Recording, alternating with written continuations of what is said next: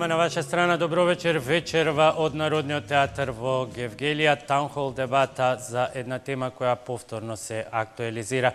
Политичката ситуација и последните судски процеси речиси дека и го преокупираат целиот јавен простор, но не и немирот на југоистокот на Македонија, особено по последните одлуки на Уставниот суд со кои што се укинуваат одлуките на локалното население против изградба на рудниците. Какви се перспективите? Постои ли и понатаму страв од отварање на рудниците во југоистокот?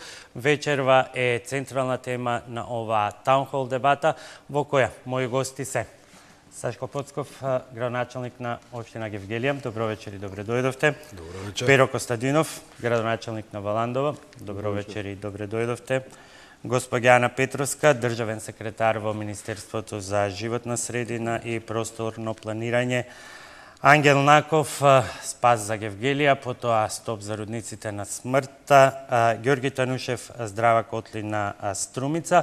И за сите вас информација, како впрочем и за нашата публика, дека вечерва представници требаше да имаме и од Евромак Ресурс, собственик на Иловица, но и покрај првичната согласност, на крајот ни испратија само писмено соопштение во кое се заблагодарија на поканата, со сугестија таа да се организира или во Струмица или во Скопје. Жалиме за пропуштената можност, но одлуките каде се организира дебатата и во кој формат ги носи продуцентскиот тим на Топ тема и никој друг. Тоа е пораката до собствениците на Иловица. Уште една жалам за пропуштената прилика, но благодарам за сите останати гости, како и впрочем вам за присуството вечерва.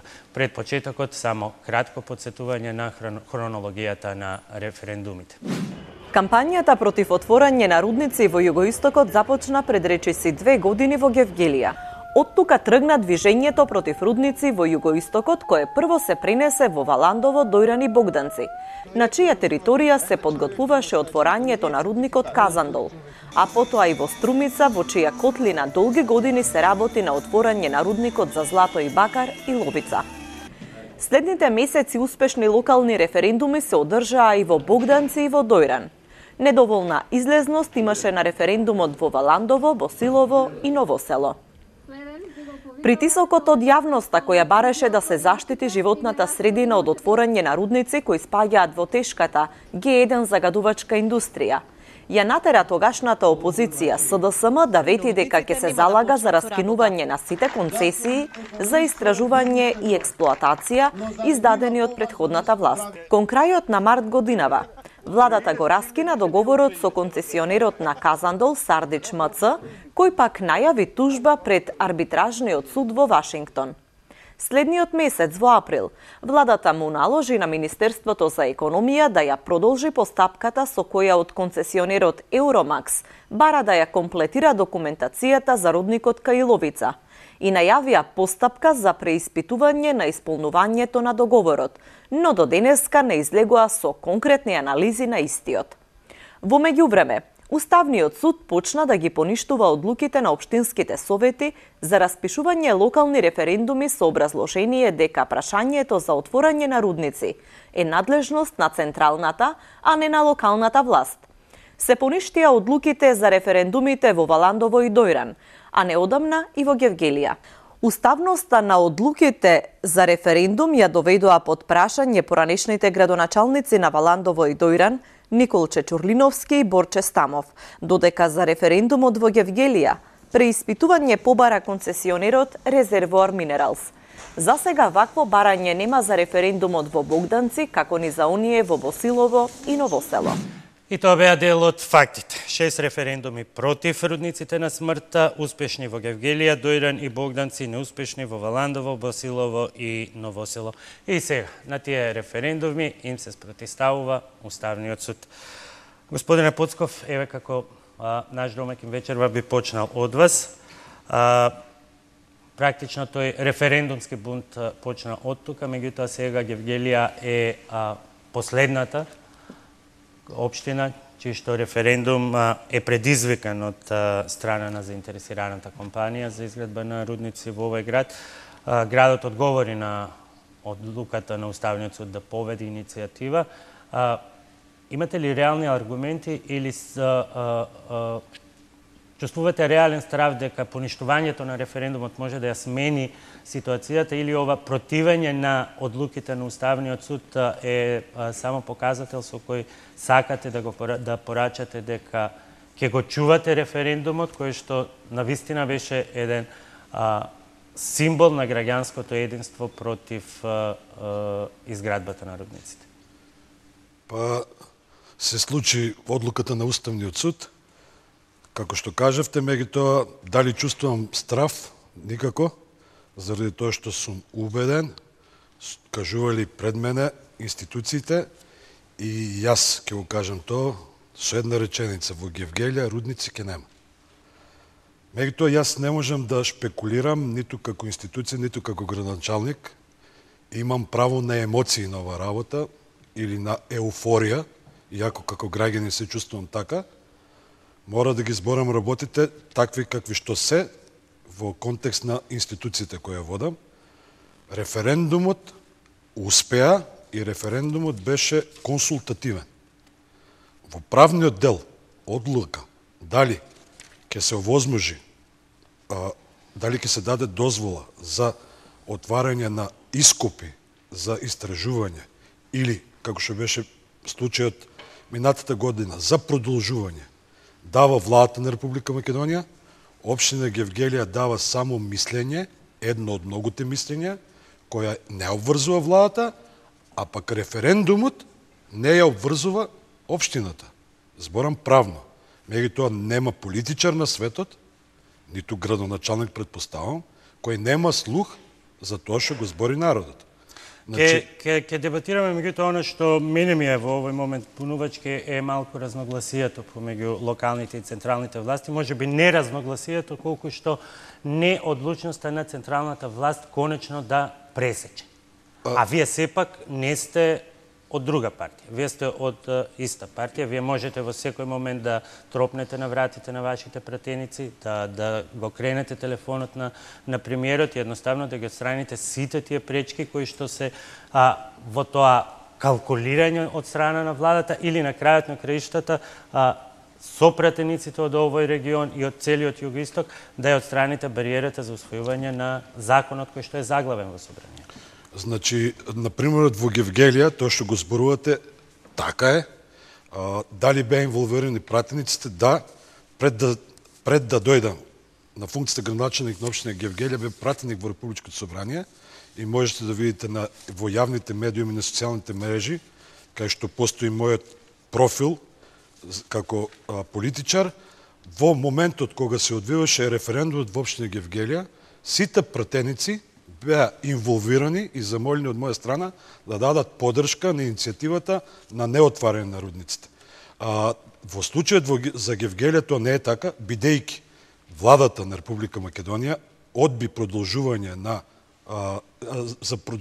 на барањето од канадската фирма, значи беше во дослух со локалната самоуправа и можеби за јавноста не е познато, имаше уште едно ново барање минатата година, во декември, за нови искупи и во Гевгелија, и во Кавадарци, кај што советите донеса негативно мислење и владата исто така го одби тоа барање. Значи, не може да збореме за два различни концепта, се слагам дека законот е заглавен, лобираме да се помине тој закон, али во случајот на Гевгелијата нема разногласие меѓу централната власт и локалната власт. Тоа одговорно го тврдам. Ќе видиме која е конечната стратегија. Господине Костадинов, дали Казандол е конечно затворено прашање? Во вторник почнува арбитражата. Може ли таа нешто да смени?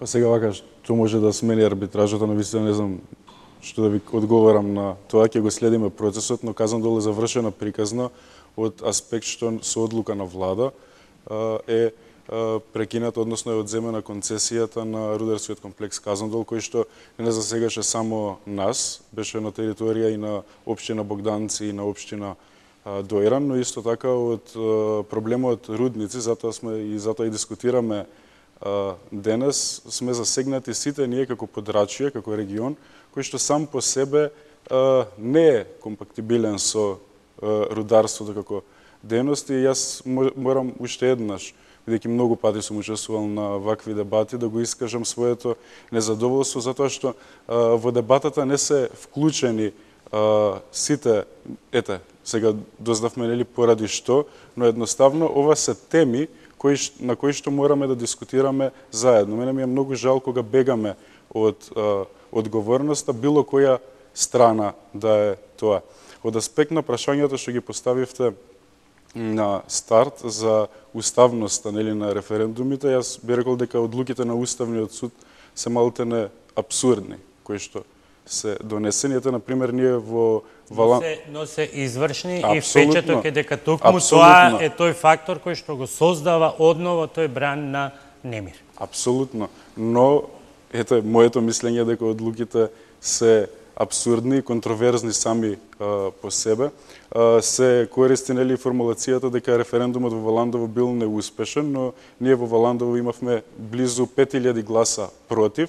Најчесто на било какви избори во Валандово излегуваат околу 7.500 гласачи и поради нашите закони, кои што мора да претрпат сериозни измени и да бидат направени сите да бидат компактибилни едни со други, ние велиме дека референдумот во Валандово бил неуспешен, тој беше еден од најуспешните референдуми, но ете, бидејќи сите знаеме на кој начин се одвиваше тој референдумски процес барем во Валандово. Таму беше најизразена битката помеѓу концесионерот во тој момент и помеѓу граѓанството. Но јас сум многу среќен што со одземањето на концесијата се покажа дека никој во оваа држава не смее да си поигрува со граѓанството и со својот народ. Многу од проблемите настанаа поради тоа што на некој начин сите овие рудници беа инсталирани, ќе си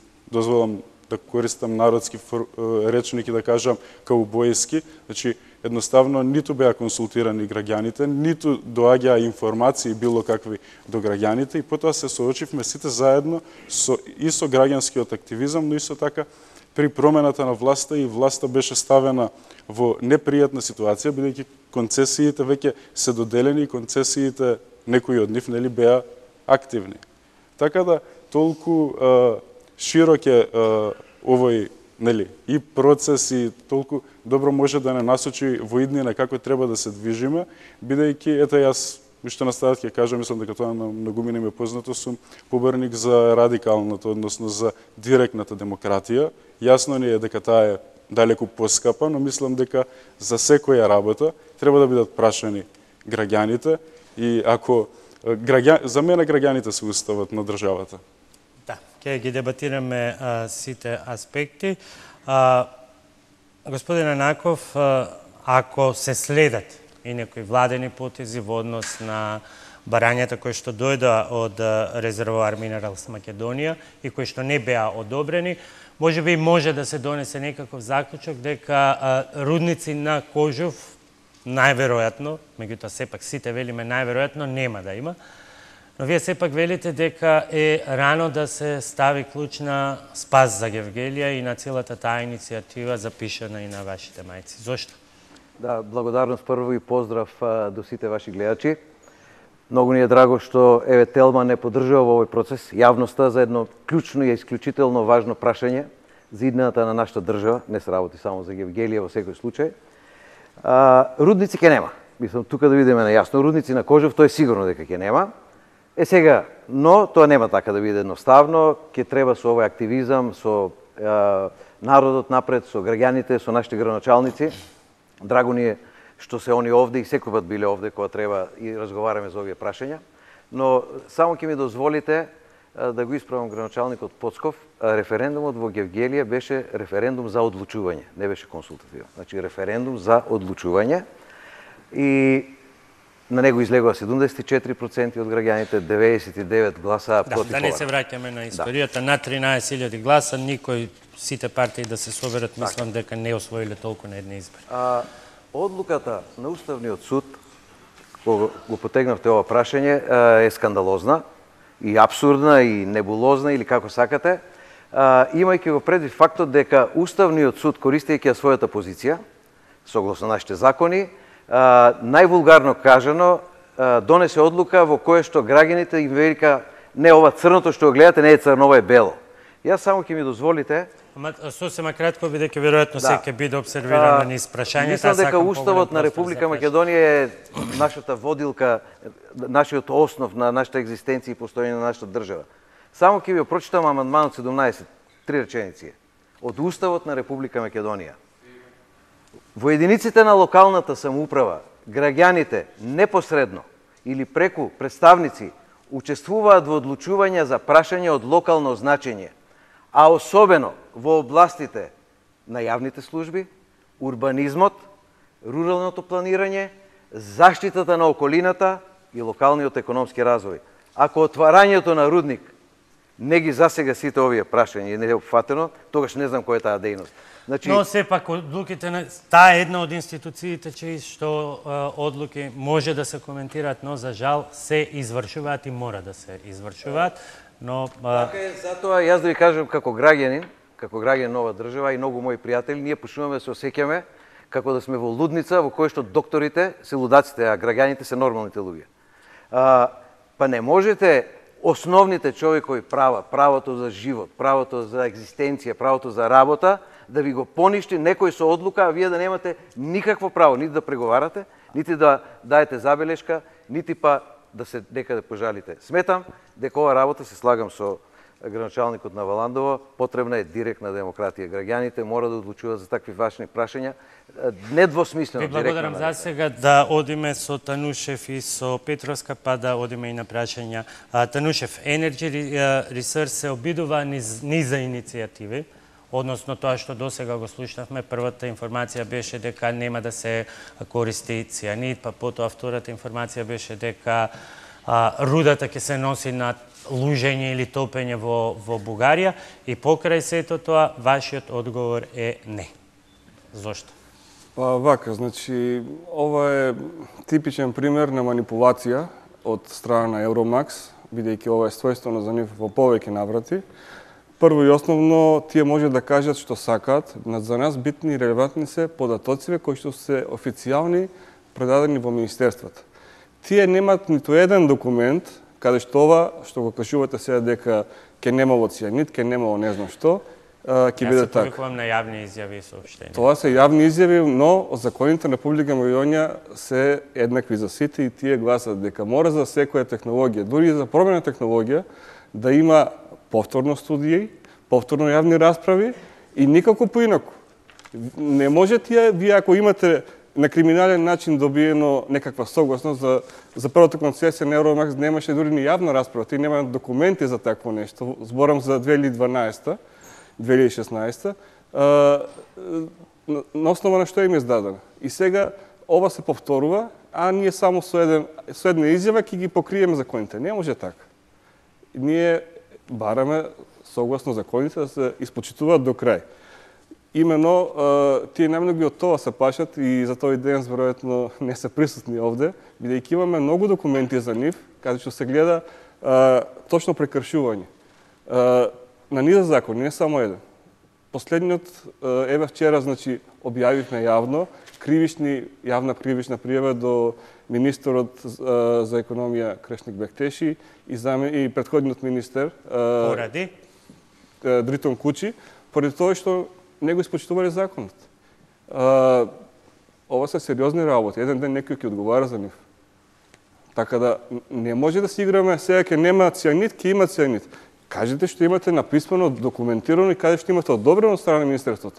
Министерството за животна средина нема такви документи. Нема никаде јавен документ каде што тие се откажуваат од цијанидното лужење или сулфурна киселина. Дури и самата дозвола што е внатре гласи на така, како поинаку. Ви благодарам и на вас.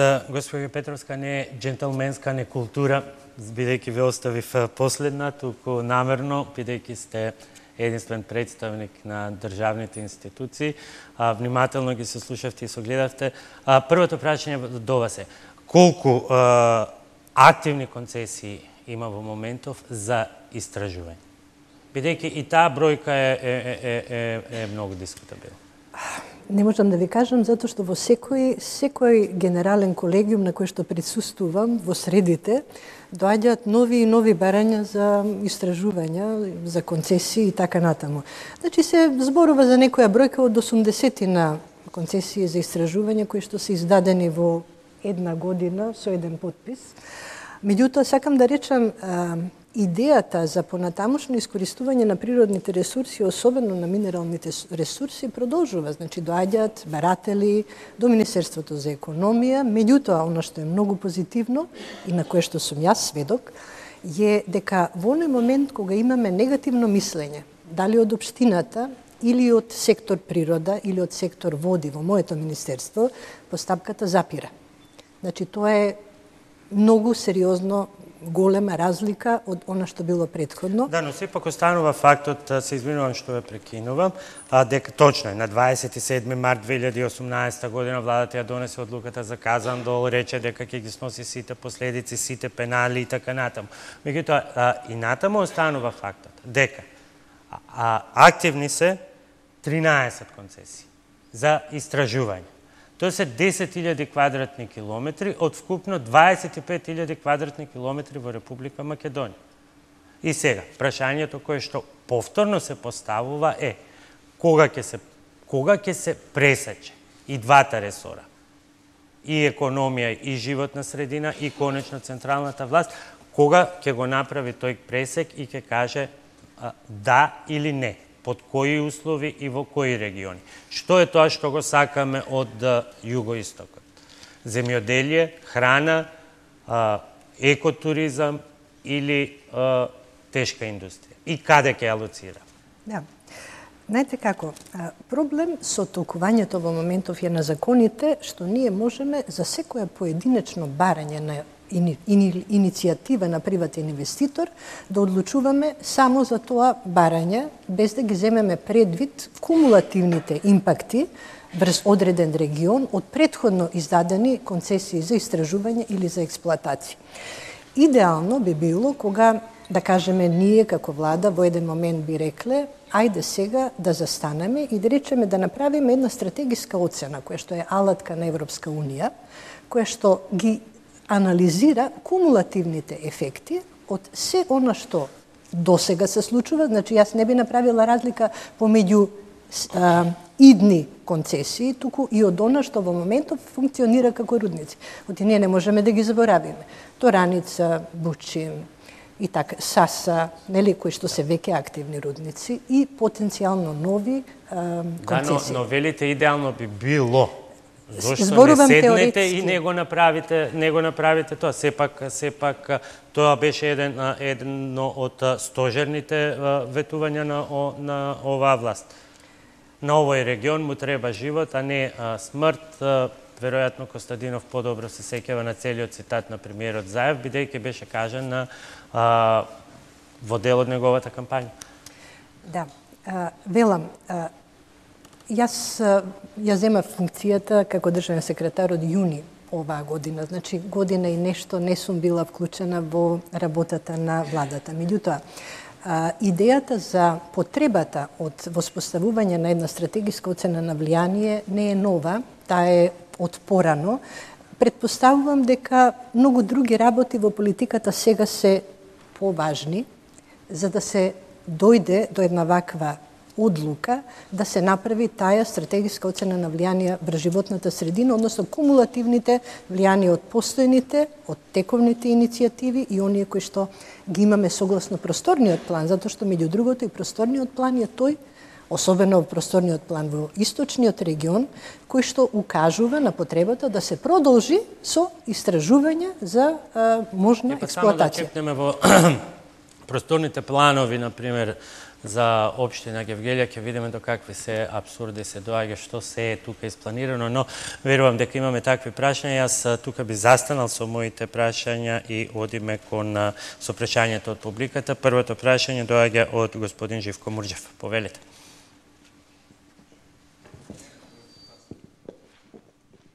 Благодарам. Еве молам за кратко прашање и кон кого е упатено. Прашањето е упатено, на жалост, до неприсутните овдека од Евромакс. Меѓутоа, мислам дека државниот секретар ќе може да одговори. Ве молам, пратете ме внимателно и да ги земете во обзир. На 27. или до 1998 година се случил инцидент при што дошло до истекување на флотацијска јаловина од флотацијското јаловиште на браната Тополница во количина од 3000 метри кубни, при што овој материјал се депонирал во коритото на реката Топилница. Вториот инцидент е на 13.2.2008 година, при што дошло до истекување на јаловина во реката Тополница во количина од 500 метри кубни. Сите вие любите и милувате да кажете гарантираме максимална безбедност. И во Румунија, при изградбата на рудникот Баја Маре, им беше обеќана максимална безбедност, но дојде до најголемата еколошка катастрофа која ја познава Европа. Во интерес на времето, да не ги цитирам податоците за загаденоста на почвата и подземните води околу рудникот Бучим, кој го земаме како репер. Моето прашање е следно. Како на моите сограѓани ќе им ја гарантирате безбедноста? Не заборавајте го следното. Ниту еден гевгеличанец нема каменче во чевелот кој го глочка во овој момент. Ако го изградите рудникот, ќе ни влезе такво каменче и ќе не глочка. При секое пообилно врњене дожд и при секој помал земјотрес или хаварија на колекторот, гевгеличани нема да спијат мирно. Зошто упорно инсистирате она што е од Бога дадено да се уништи за навек? Вие благодарам. Повелите. Сепак ова не е упатено до мене, но како и да е. Гаранција за безбедност може да биде еквивалент само гаранција банкарска, меѓутоа банкарска гаранција не може да ги покрие загубите. Велам, значи, ајде да се вратиме малце во постапката, бидејќи јас тука можам да одговорам. Значи, која е постапката за добивање решение за усвојување на студија за оцена на влијание, каде што ние ги имаме гаранциите за безбедност, нели? Значи, Евромакс Ресурсис имаат доставено студија за оцена на влијание и самите знаете, која што уште не е одобрена. Меѓутоа, не е одобрена, меѓу другото, и заради тоа што мерките кои што се таму дефинирани не се доволна гаранција за граѓаните дека нема да имаме влијание. Така, значи, гаранција за дека ништо нема да се случи не постои, бидејќи се ова загадувачки индустрии. Меѓутоа, во таа студија за оцена на влијание би требало да има мерки за ублажување на тие влијанија, а она што е врзано со хаварии и постапување со хаварии се решава со банкарска гаранција.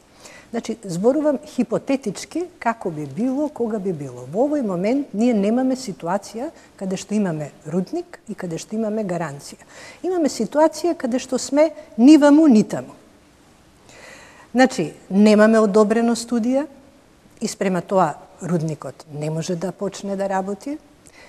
Немаме добиено апликација за добивање на дозвола за работа, односно дозвола за контрола и спречување, нели таа еколошка интегрирана дозвола. И сме во ситуација кога исчекуваме, значи, тие што се носители на одлуки, за жал тоа не е Министерството ќе постапи по одлука која што се носи на друго место. Но, тие што сакаат да ги донесат одлуките, го пипаат пулсот на граѓаните, а граѓаните исчекуваат и се плашат и стрепат, и тоа е факт, бидејќи имаме многу знаци, дека нешто се случува, дека имаме размислување.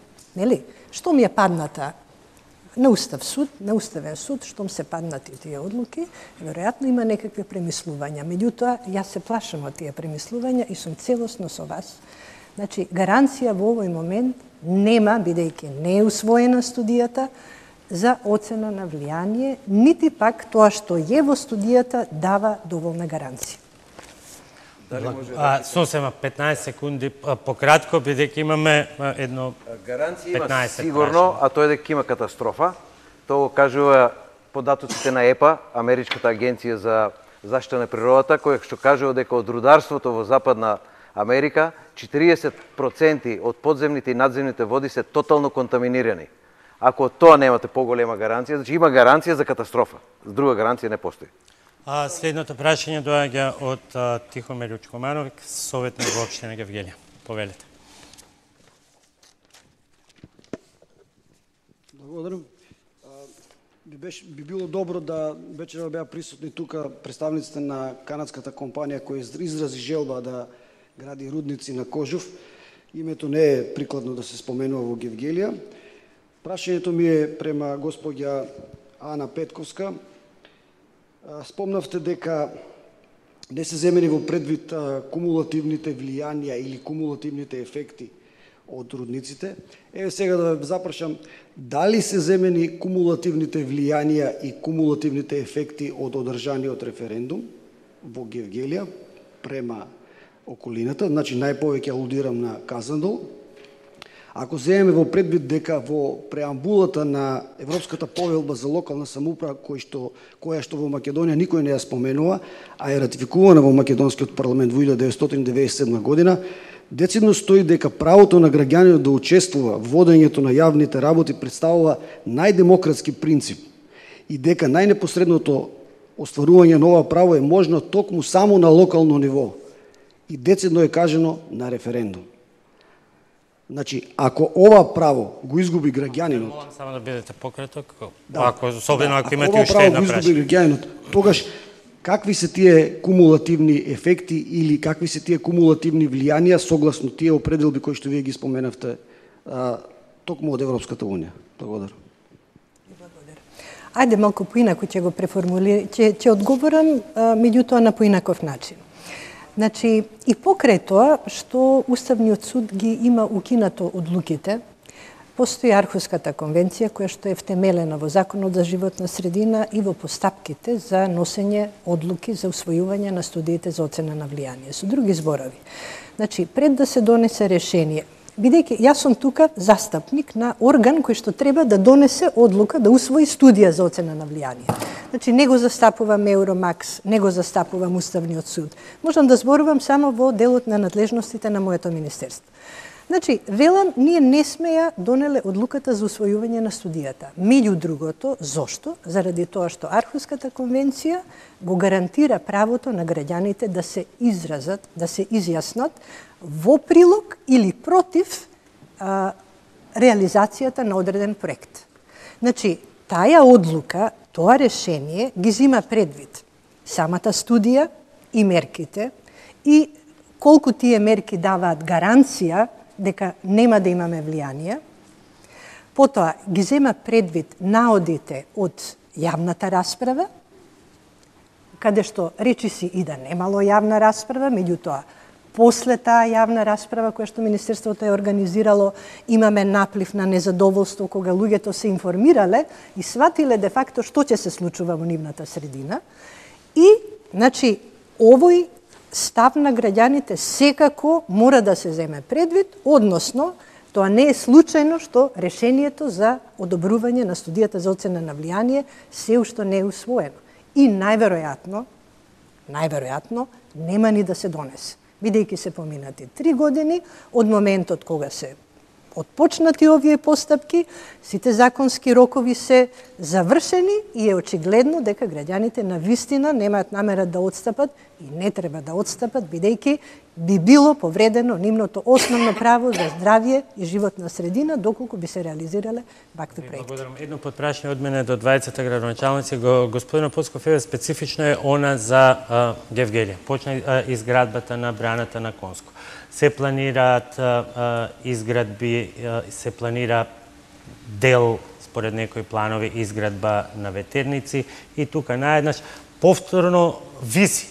Сега признале, не признале, со сите овие околности на неизвестност кои што ги констатира и државниот секретар, виси и таа можност секој да си доставува барање во ситуација кога владата не пресекла, може или не може, да доставува барања за експлоатација.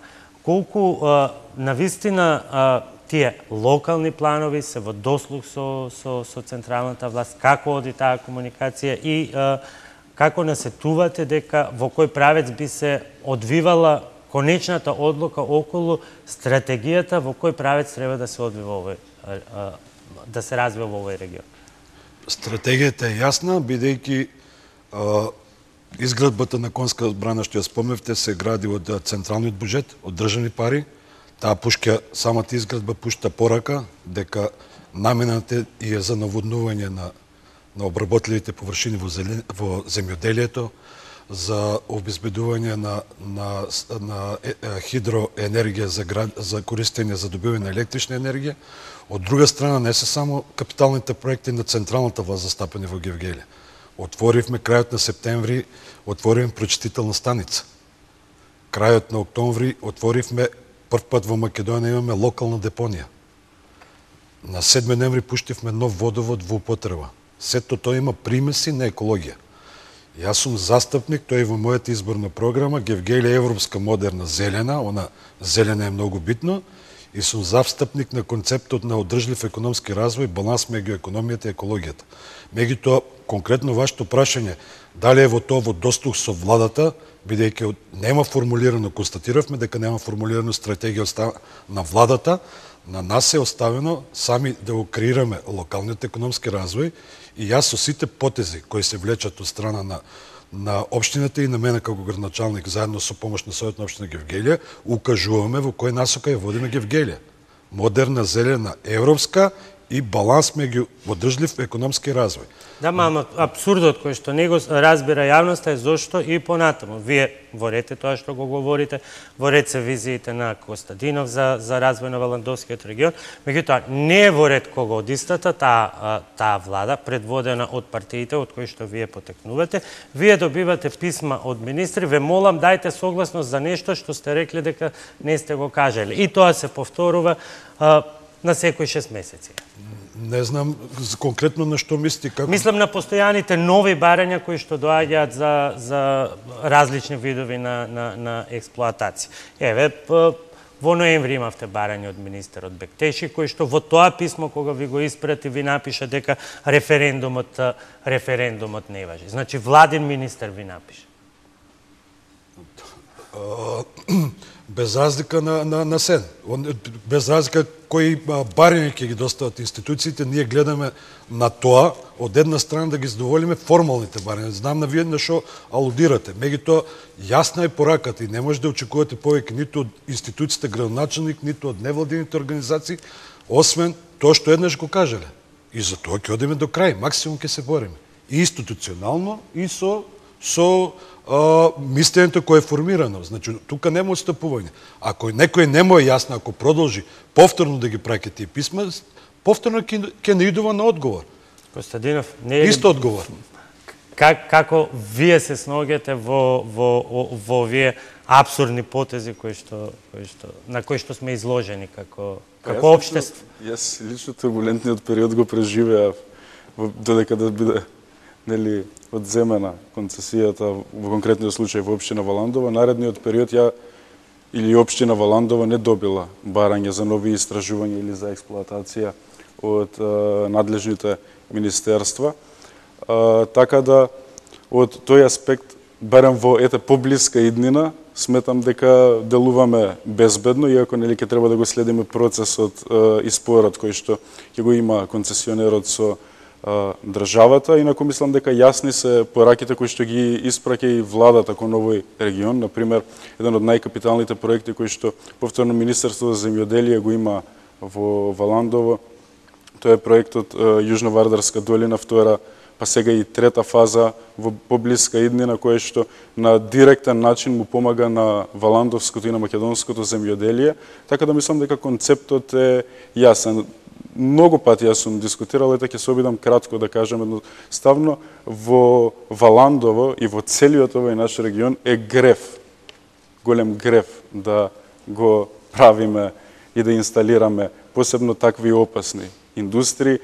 Посебно треба да се има во предвид дека граѓанството овде екзистира на директен и на индиректен начин преку земјоделие, дека ние голем дел и од државата и од Балканот и од Европа храниме и имаме потенцијал дополнително да храниме и да покажуваме дека имаме вредности со што можеме да се продаваме, иако сите заедно како чинители и креатори на политиката не знаеме како треба да го правиме нашиот развој, тогаш сериозно имаме проблеми и теми за кои што може да дискутираме со денови, но до одговор нема да дојдеме.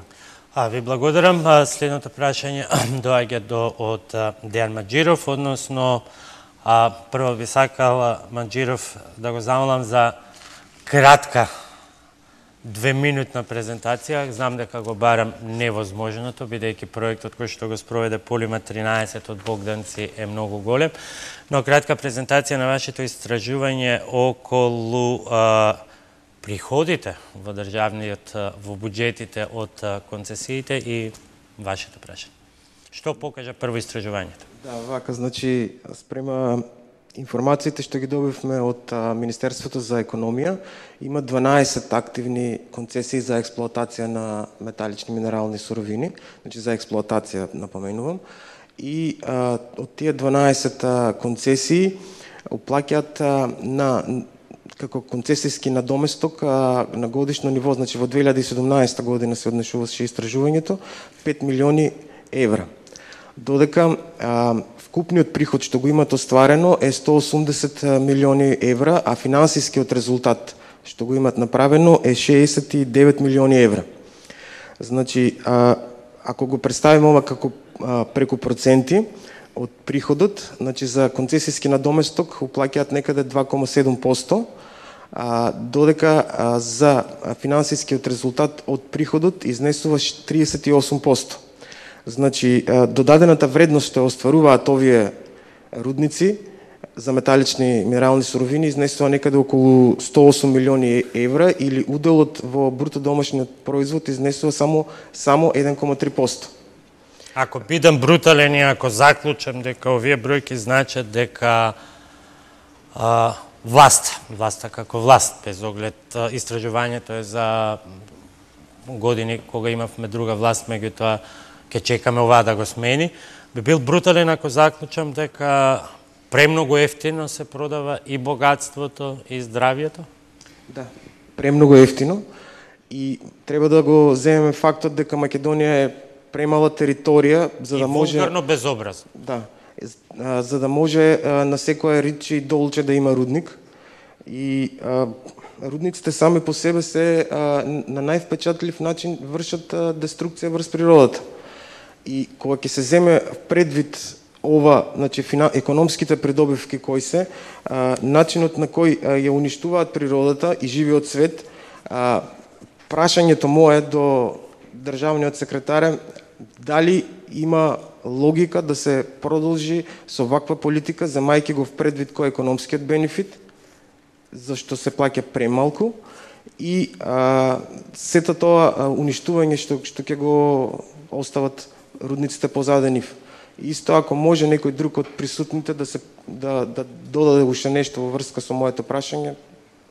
Ќе ги потпречам јас градоначалниците, пошто имам впечаток дека некои од нивните колеги од југоистокот некако како и да кокетираат кога ќе пресметаат колку парички ќе легнат во буџетот, но еве прво госпоѓа Петреска нека одговори. Да. Вака, концесиите ги издава Министерство за економија, повторно ќе кажам, меѓутоа ги издава врз основа на одлука на влада и согласно закон за минерални ресурси. И беше интересно да го спомнеме уште еднаш законот за минерални ресурси. Морам да го спомнам тоа, бидејќи тоа би бил еден клучен пресврт кога ние навистина би размислиле која е иднината на државата во делот на доделување на идни концесии, нели? Она што досега функционира, може би треба да се зголеми концесискиот надоместок и го почитува многу резултатот на вашите анализи, бидејќи укажуваат на државата на вистина кои се пропорциите на добитта, односно профитот на компаниите и колку од тоа доаѓа кај државата. Значи, логично би било да се влие на зголемување на концесискиот надоместок, за да и државата има можност дел од овие средства кои што би дошле да ги вложи во заштитата на животна средина, бидејќи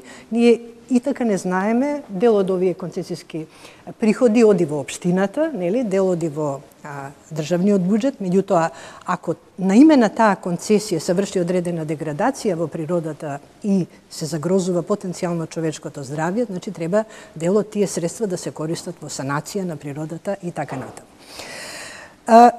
Треба навистина да се подлече в линија и целосно го поддржувам целови процес. И мислам дека во еден момент треба да се направи таа анализа.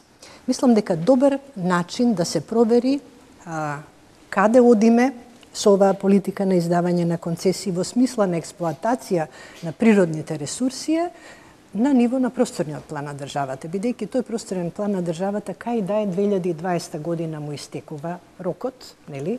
Ние имаме некои парцијални сега регионални просторни планови кои што меѓу другото и дозволуваат и овозможуваат и понатаму да се експлоатираат природните ресурси. Знаете дека просторниот план за источниот плански регион утврдува, не знам, 72 локации. Колку се? Како? Не се. Колку и да е, значи, потенцијални локации каде што може да се експлоатираат и понатаму минерални ресурси. Со други зборови, значи... Краток сублимат, бидејќи мораме на реклами да одим. Значи, да се качи концесискиот надоместок, да се донеси законот за минерални суровини и со новиот просторен план да се даде насока колку можеме да одиме понатаму со издавање на нови концесии. Ви благодарам, ке го имате зборот. Ајде, само кратко, бидејќи мораме на реклама. Тука ќе поставам и прашање колку инспекцијските служби, оние кои се задолжени за пресметка на концентрати што ги извезуваат, се реални цифрите кои што ги прикажуваат. За пример само, ако проектот Иловица Штука предвидуваше 120 тони злато, во 2016 таа цифра се преполови на 60 тони.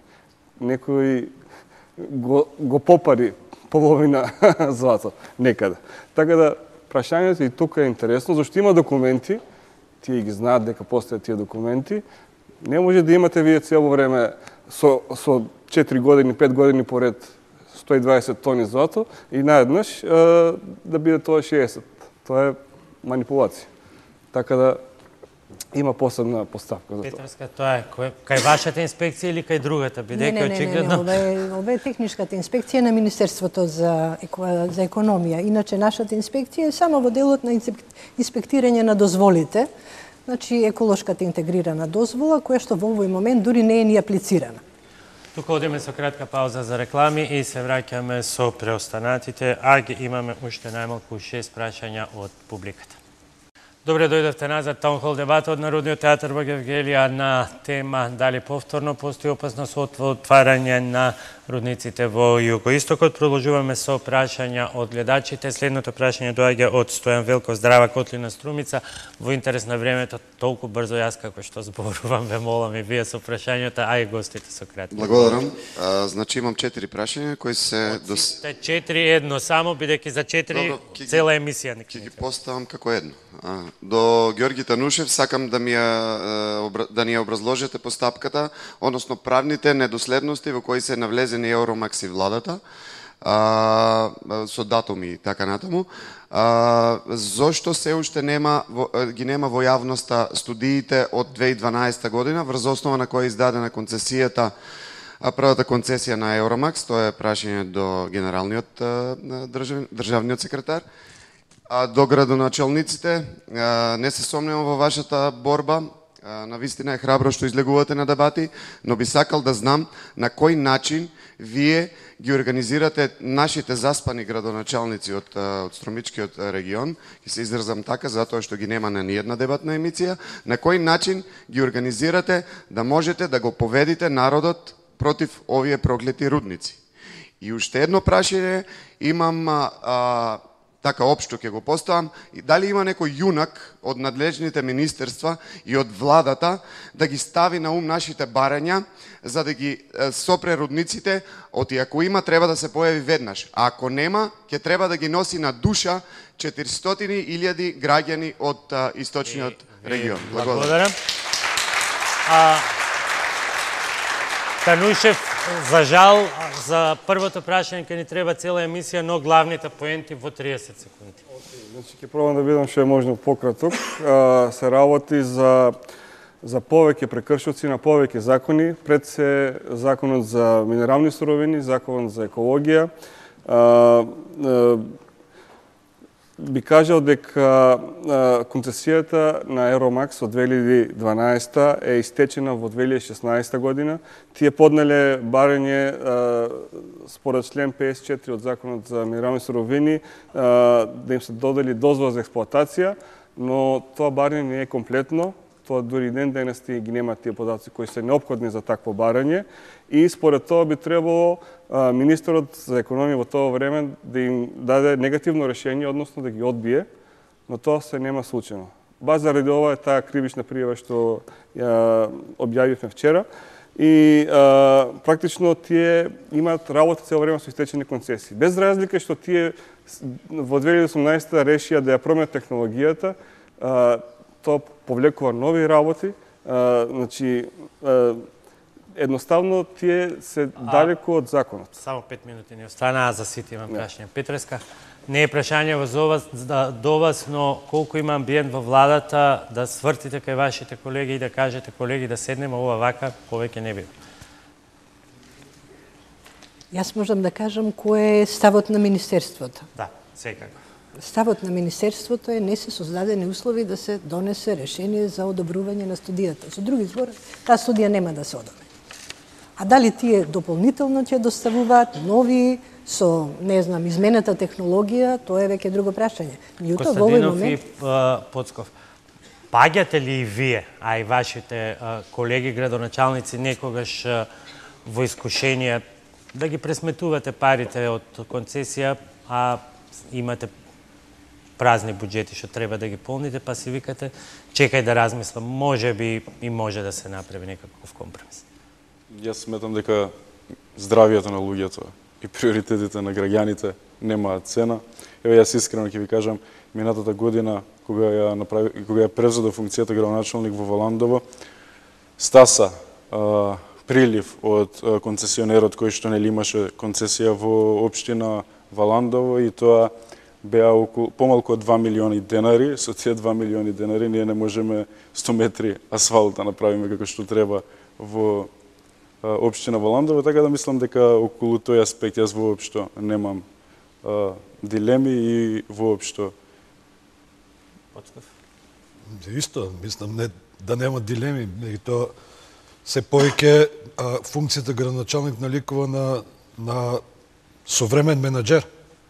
Фаќајќи ги Македонија европските текови, за кои јас сум поборник, ќе се отварат нови можности за менаџирање на општините. Пари ќе има од секаде. Чумуни се тие пари. Зошто да се остануваме на тие пари кога значат помалку здравје и други несакани последици за нашите сограѓани, кога може, ако добро се изменаџираат процесите, да се дојде до пари кои ќе бидат на располагање на општините.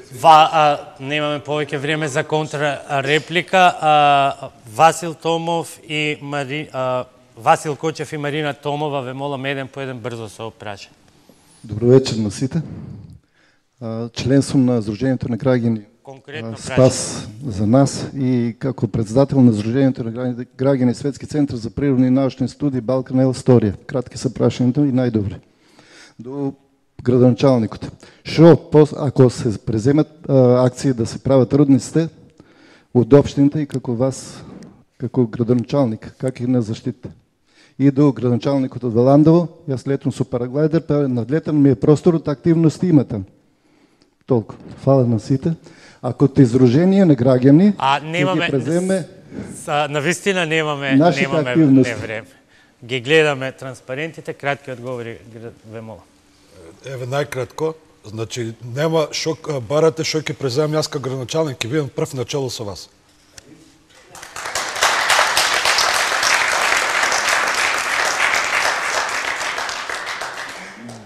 Да не се повторувам и јас со одговорот, јас во неколку наврати дури ја понудив, знаете, пак во една... Не, во ред меѓутоа прашањето беше дека и активности има. Значи, таму во моментот имаат, според моите информации, луѓе кои што ги имаат ангажирано да го обезбедуваат објектот, инаку знам дека се бавите со тоа и ето да ви кажем информација за вас, Општина Валандово подготвува проект баш за параглайдерите, така да воопшто не се сомневајте во тој аспект. Васил Кочев и Спас за Валандово, имате по 30 секунди за прашање.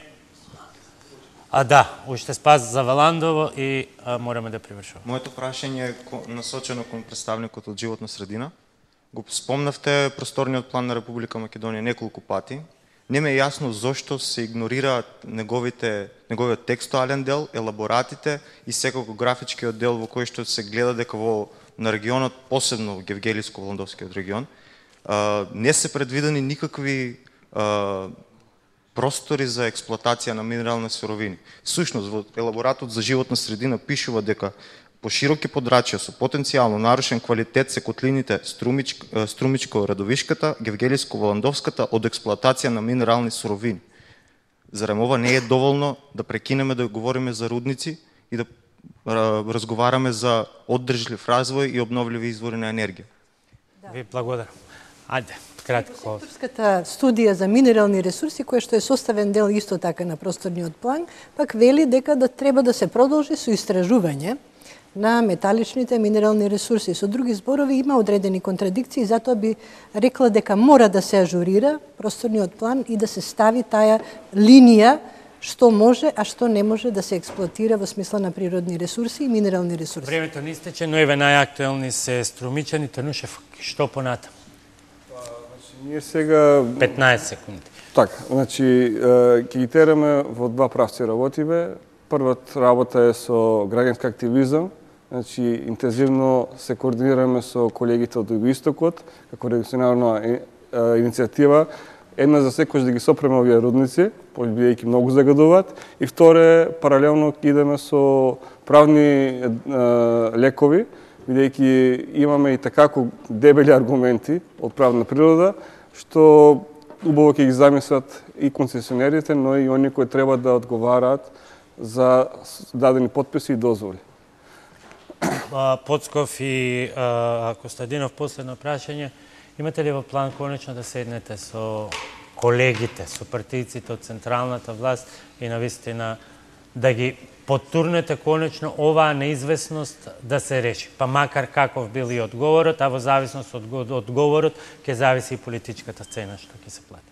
Јас лично за себе кажам, одговорот е да, и мислам дека без некој да бранам, дека беа наметнати многу посуштествени теми во Република Македонија и иако за нас ова е животно значење, секојдневно значење, тек ќе добива на важност, се забрзува после овие одлуки на Уставен суд и мислам дека наскоро повторно ќе биде во парламент и ќе ги потикнеме пратениците од парламентарното мнозинство да биде изгласан закон. Костадинов, сосема кратко. Апсолутно би го дал истиот одговор и дури би седнал значи со моите со партизи и со централната власт, а исто така би ги охрабрил и граѓанските здруженија и активисти да ја продолжат борбата. Мораме сите заедно да сватиме дека круцијалната поделба во оваа држава не е на ВМРО и на СДСМ, не е на македонци и на албанци. Ние мора една за секогаш да направиме поделба на богати и на сиромашни во оваа држава и да сватиме кои што суштествените прашања со кои што треба да се занимаваме.